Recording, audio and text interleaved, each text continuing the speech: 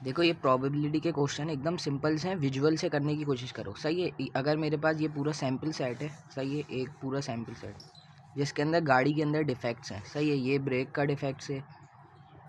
सही है, ये है फ्यूल टैंक का डिफेक्ट, टी का मुझे ट्रांसमिशन डिफेक्ट, सही है, और ये फ्यूल का, और ये अदर डिफेक्ट है, सही है,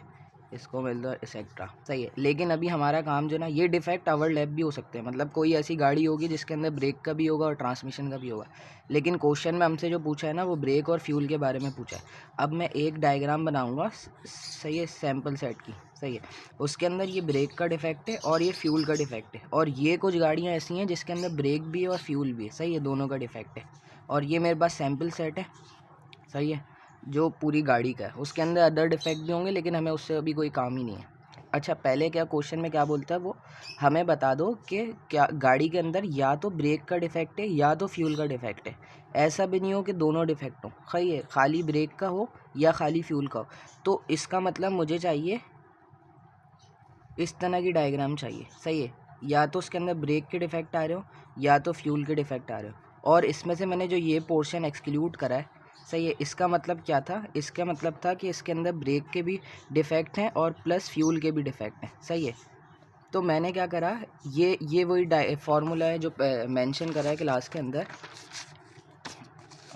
सही है, ये वाला, सही है। इसके अंदर क्या होता है, ए यूनियन बी चाहिए होता है हमें, ये पूरी एक्सक्लूडेड पिक्चर जो मैंने आपको बोला कि इसका मतलब ए यूनियन बी चाहिए, जिसके अंदर इंटरसेक्शन वाला पार्ट इंक्लूड नहीं होगा। इंटरसेक्शन मतलब ओवरलैप सर्कल्स, जिसका मतलब ब्रेक का भी फॉल्ट था और ट्रांसमिशन का भी फॉल्ट था, ब्रेक का भी फॉल्ट था और फ्यूल का भी फॉल्ट था, सही है, ये एफ वाला। तो अभी क्वेश्चन में मुझसे बोल दिया ये प्रोबेबिलिटी ऑफ ब्रेक फॉल्ट, सही है, फिर प्रोबेबिलिटी ऑफ ब्रेक फॉल्ट आ गई, सही है, ये मैंने लिख दिया 0.25 जो क्वेश्चन में ये है। फिर प्रोबेबिलिटी ऑफ फ्यूल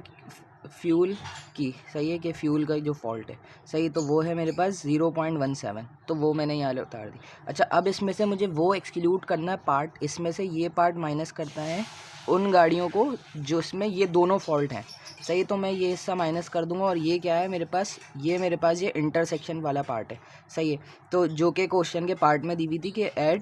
जिसमें ब्रेक और फ्यूल दोनों का जो है फॉल्ट है उसकी प्रोबेबिलिटी 0.15 है, तो मैं इसमें से एक्सक्लूड कर दूंगा, मेरे पास ये वाली पिक्चर आ जाएगी, सही है, जिसके अंदर या तो ब्रेक का फॉल्ट है या तो फ्यूल का फॉल्ट है, सही है। अब नेक्स्ट क्वेश्चन में बोला है कि इन दोनों फॉल्ट के अलावा कुछ भी हो, सही है, मतलब ये पिक्चर हटा दो, इसके अलावा ये जो बैक पे एरिया है ना ये होना चाहिए,